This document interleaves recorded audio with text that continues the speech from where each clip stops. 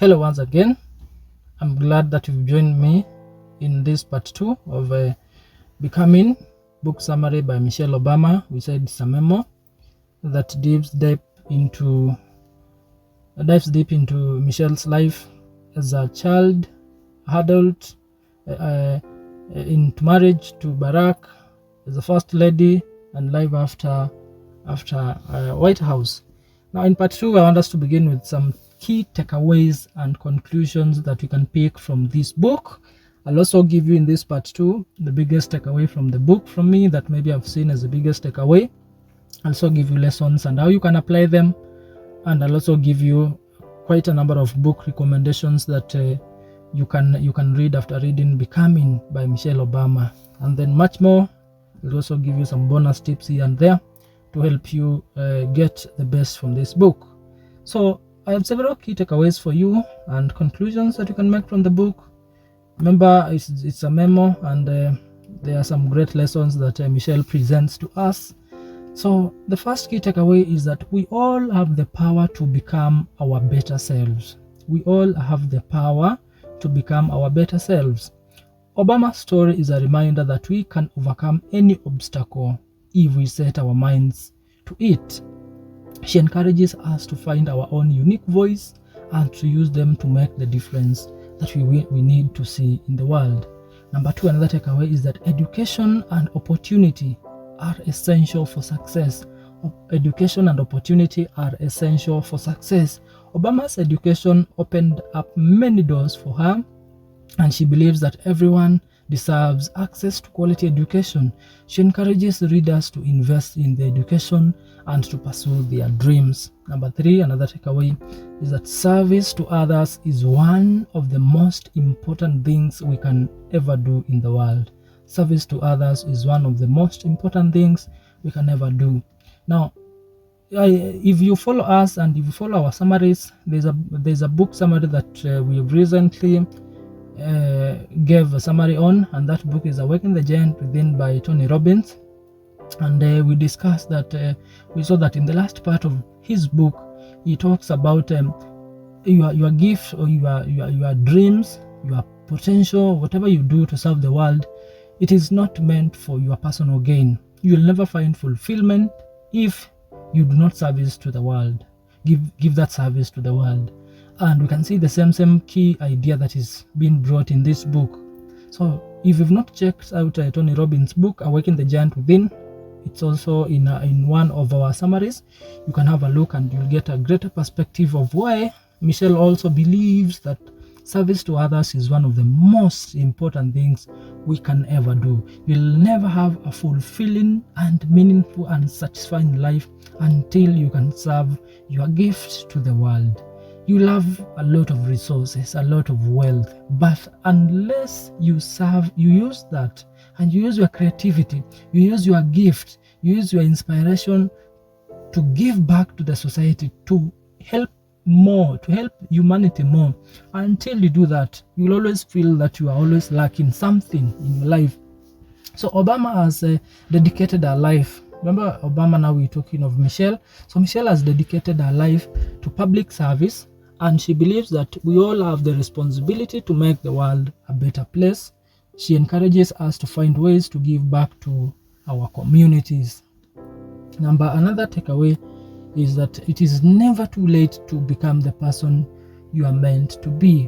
Whether you are 18 or 81, it is never too late. You can begin right from where you are, and you can grow yourself and make a very great impact to the world, more than you can ever imagine. So Michelle Obama writes about how she struggled to find her voice and her purpose in life, but that she eventually realized that she had something important to say and do. She encourages us to pursue our dreams and use our voices to make a difference in the world. Another takeaway is that it is important to be true to yourself. Never try to be somebody else. You are too special to compare yourself with somebody else. You are an original. No one else is like you. So why should you compare yourself with another person? Your gift is unique. That's why we will always encourage you to be authentic. Be authentic, be yourself, be genuine, because in the whole world, you've no comparison, you've no replacement.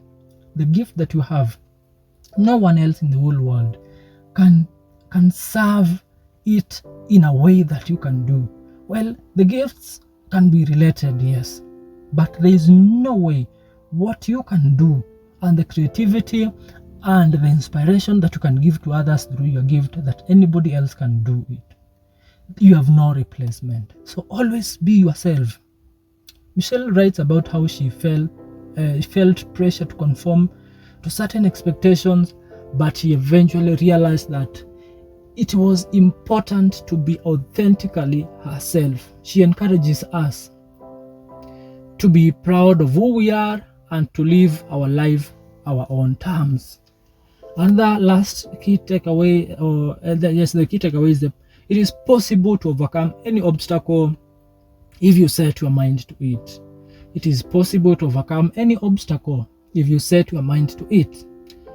But Michelle Obama writes about how she overcame many challenges in her life, including racism, sexism, and poverty to achieve her goals. She is a living example of what is possible through hard work, determination, and perseverance. So those are great takeaways that, of course, I know you'll find many more takeaways. And as we always encourage you, you can let us know in the comment section. You can help us add to this list of takeaways. But from Vidunmeds for the purposes of this summary, those are the standout takeaways and conclusions that we can make from the book. Can I go through them once again very fast? Yes, of course. I know you like to hear more about them. So number one, we said we all have the power to become our best selves. So that was the first one. Number two, education and opportunity are essential for success. Number three, service to others is one of the most important things we can ever do. Number four, it is never too late to become the person you are meant to be. Number five, it is important to be true to yourself. And number six, it is possible to overcome any obstacle that you set your mind to. It all comes down to your mindset. Still, once again, the book that I just mentioned earlier, that is Awaken the Giant Within by Tony Robbins, will also tell you the same thing. Your mindset is everything. It is possible to overcome any obstacle if you set your mind and the right mindset to it. Well, those are some key takeaways from the book. Can I give you a comparison of this book to some other books, which are some other memoirs that are written also? Yes, I know you'll also like to hear more about other books which are, they may not be specifically memoirs, they can also be novels, still okay, but they are related to this one. The subject is the same. So I have several books for you. I can mention four books, yes, and try to maybe expound a bit on them. So which are these books that you can compare to Michelle Obama's book, Becoming? Becoming is a unique memoir, we can agree on that, and it offers a glimpse into the life of one of the most powerful women in the world. It is a story of hard work, determination, and resilience. Becoming is also a story about finding your voice and using it to make a difference. So that is the entire message of the book. Find your voice and use it to make a difference in the world. So other books that explore similar themes include the autobiography of Eleanor Roosevelt. The autobiography of Eleanor Roosevelt. Number two, I Know Why Caged Birds Sing. That's the title of a book. I Know Why Caged Birds Sing by Maya Angelou. Remember, that's a book. It's a novel. It's a memo, of course, it's a memo by Maya. Another that book is Lean In by Sheryl Sandberg. Lean In by Sheryl Sandberg. Another book, the fourth one, is Yes We Can by Barack Obama. So those are four great books that we can compare to Becoming, this book that we are summarizing by Michelle Obama. However, out of those 4 books, which books can you remember that I've mentioned? Let me give you 1 second. Which one can you remember? 1, 2, 3, 4. Good. I know you can remember them. So I gave you the autobiography of Eleanor Roosevelt. I Know Why the Caged Bird Sings by Maya. Leaning by Cheryl. And Yes We Can by Barack Obama. However, Becoming is this book that we are summarizing, stands out from those books on the subject in a number of ways. First, it is written by a woman who has served as the First Lady of the United States. This gives Michelle Obama a unique perspective on leadership and power. Second, Michelle writes with honesty and candor about her own struggles and insecurities. This makes her relatable to many readers regardless of their background or circumstances. Third, Michelle's story is one of hope and possibility. She shows us that it is possible to achieve our dreams no matter where we come from or what obstacles we face. So overall, Becoming is an inspirational and insightful memoir that is sure it will resonate with readers of all ages. It is a book that everyone should read at least once. I'm encouraging you to pick this memoir. Now, why don't I give you some one big takeaway? Why don't I give you one big takeaway from this book before I give you my personal thoughts and insights about this book?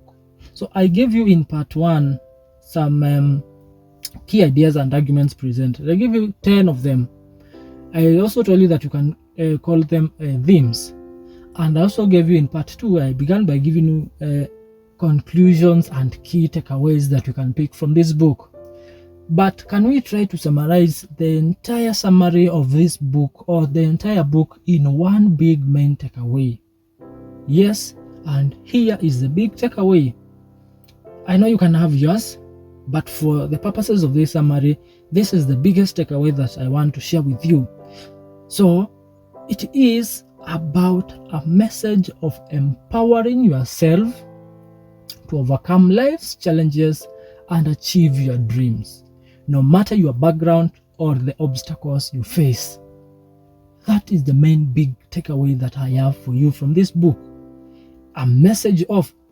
So this book is all about what? It is about a message of empowering yourself to overcome life's challenges and achieve your dreams, no matter your background or the obstacles that you face.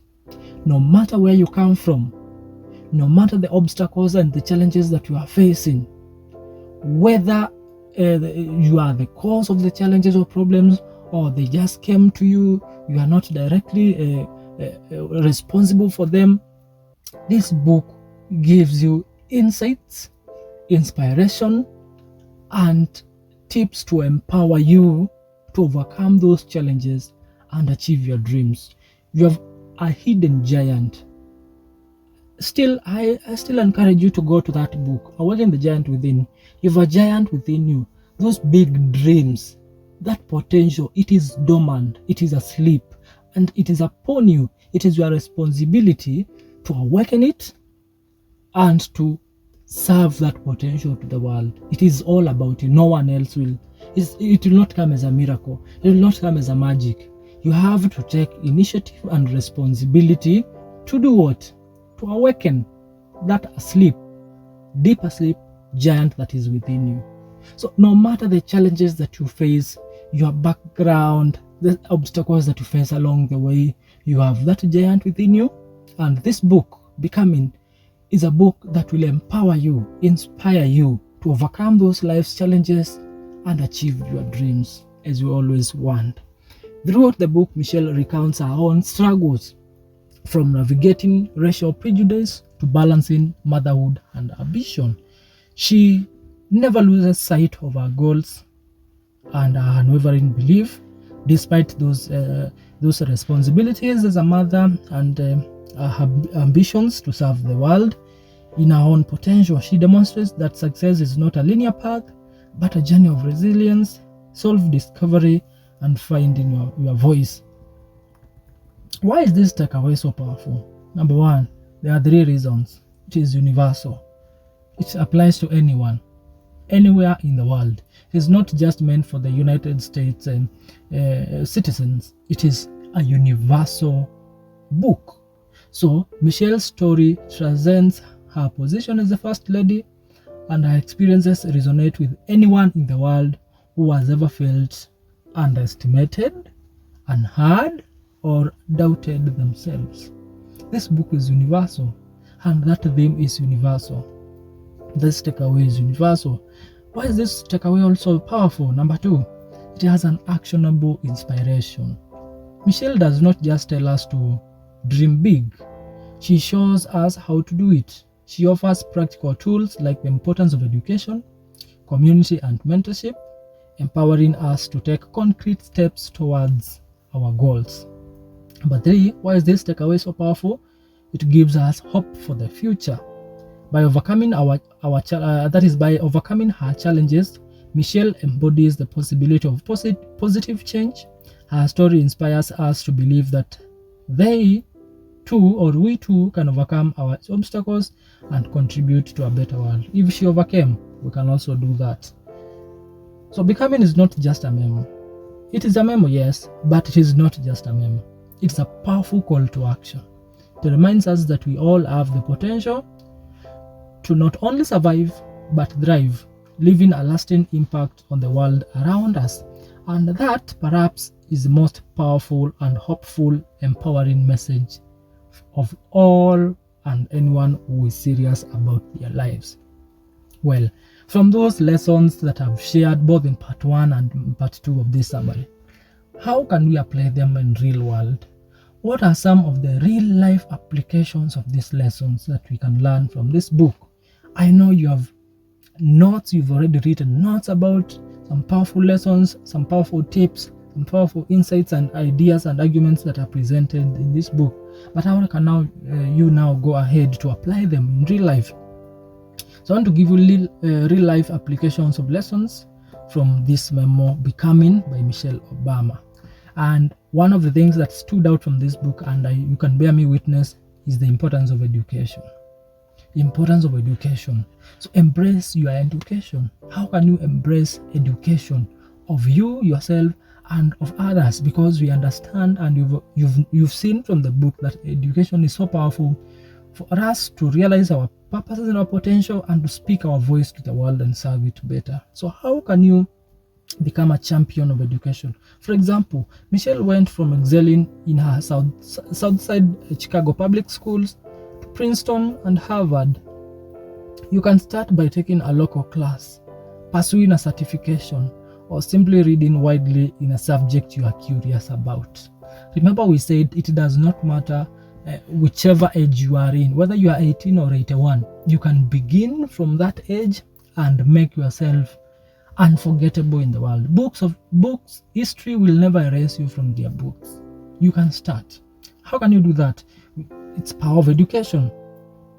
You can start by taking classes. Maybe you are over the age of schooling. You cannot maybe go to class and sit down with students, with teenagers. You can't do that.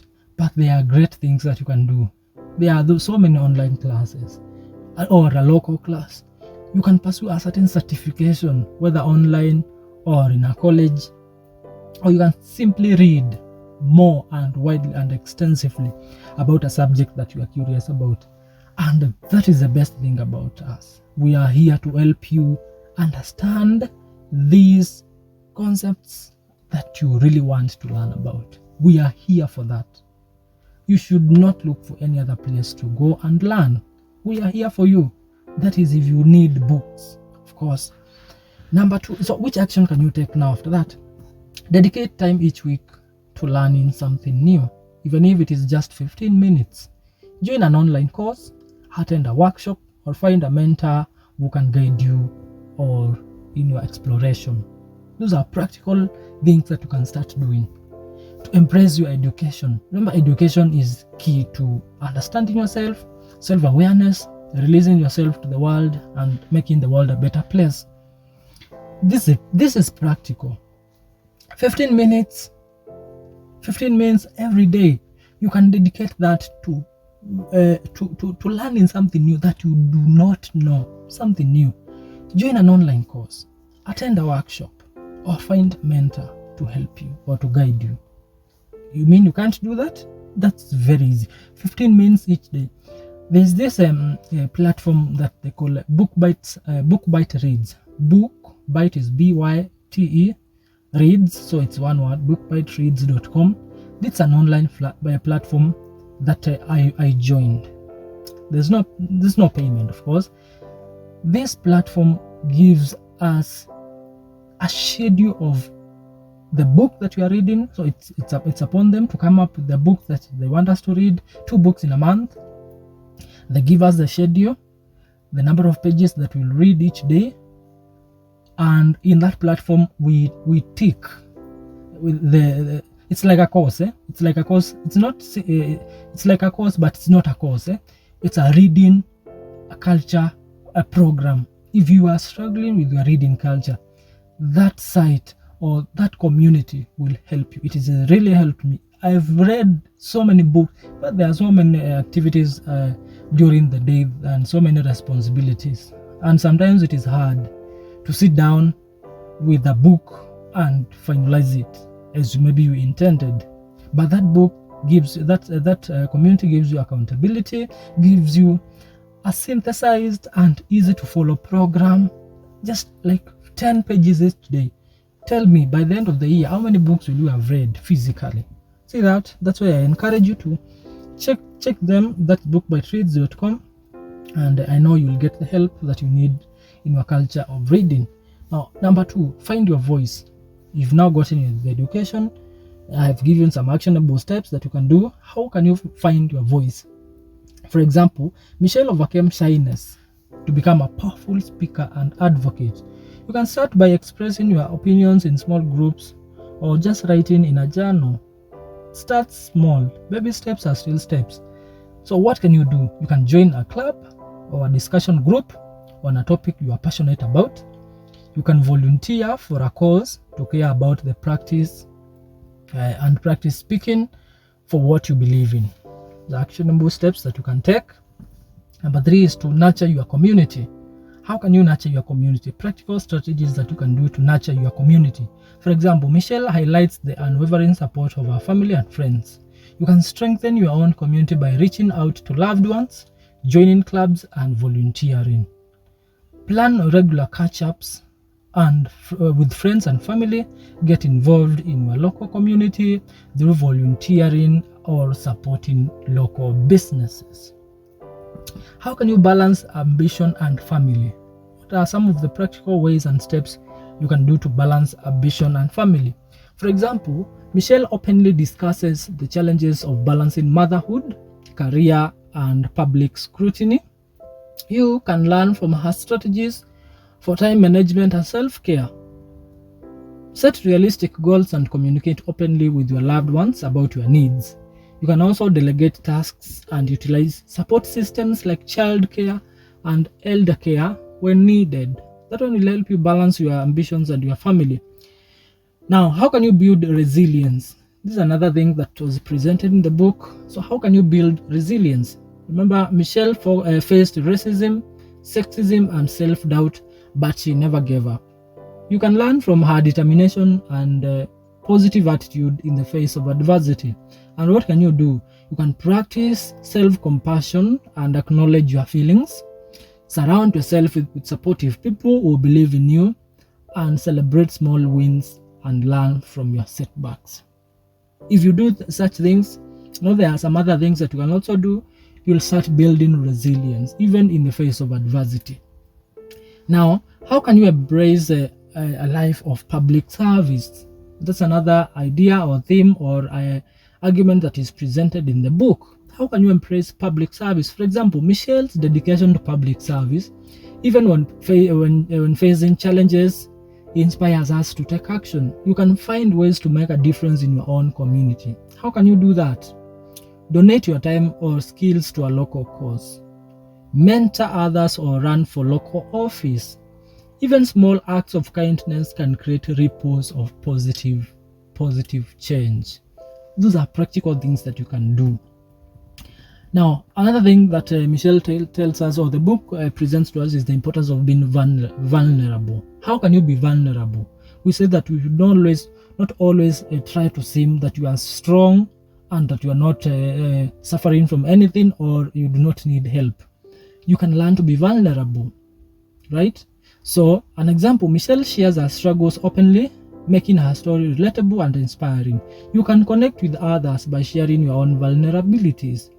How can you do this? Find a trusted friend or therapist to confide in. Join a support group or an online community where you can share your experiences without judgment. Now, how can you find joy and purpose? This is another idea that is presented in the book. For example, Michelle emphasizes on finding joy even in the midst of challenges. You can also cultivate your joy in your own life by pursuing your passions and connecting with what matters to you. How can you do this? Make time for hobbies and activities that bring you happiness. Spend time in nature, practice gratitude, and connect with your loved ones. Then lastly, hold on to hope. Hope in the face of adversity. Hope for the future. How can you hold on to hope? For example, Michelle's story is ultimately one of hope and possibility. You can choose to believe in a brighter future and your own ability to contribute to it. So what can you do? Surround yourself with positive and inspiring people. Focus on the progress being made in the world, no matter how small. Take action even when it feels daunting, and remember that even small steps can lead to big change. I said earlier, baby steps are still what? They are still steps. Remember, by applying these lessons in a journey or in your life is a journey, not a destination. Be kind to yourself, celebrate your progress, and keep learning and growing. Michelle Obama's journey in this book is a powerful reminder that we all have the potential to overcome our challenges, find our voices, and make a very positive impact in the world. Very positive impact in the world. Now, as I wind up part 2 and the entire summary of Becoming, why don't I give you some book recommendations that you can look? Are you interested in are you a fan of memoirs by powerful women? So women who have written memoirs, powerful women. Here are some memoirs that you can look into. Dear Madam President, an open letter to the women who will run the world by Jennifer Palmieri. Number 2, Year of Yes, how to dance it out, stand in the sun and be your own person by Shonda Rhimes. Number 3, Just as I Am, a memoir by Maya Angelou. Now, are you interested in inspiring stories? So I've given you 3 books if you are interested in memoirs by powerful women. So are you also interested in books that have memoirs of inspiring stories of overcoming obstacles? Inspiring stories of overcoming obstacles. I have some books for you. Educated by Tara Westover, The Choice by Edith Eger, Untamed by Glennon Doyle. So those are 3 books: Educated, The Choice, and Untamed. Are you interested in tales of balancing family and ambition? Balancing Family and Ambition. I have quite a number of books, 3 of them. Lean In, that is Women, Work, and the Will to Lead by Sheryl Sandberg. Number 2, The Jago, Balancing Work and Family Without Losing Your Mind by Kimberly Jones. Number 3, Two Lives, An Oral History by Mrs. Martin Luther King Jr. and Coretta Scott King. I have some bonus picks for you. How Dare the Sun Rise? It's a memoir of War Child by Sandra. And number 2, From the Corner of the Oval by Beck Dorestein. So those are quite insightful books that you can have a look. And from this side, Vidanmed's book summary section, we say thank you for your time, thank you for being with us, thank you for supporting us, and thank you for always sharing, liking, and subscribing to our summaries. May God bless you. Continue learning, continue evolving, continue being better each day and every day. So thank you. Until next time for another summary. Bye bye for now from this side.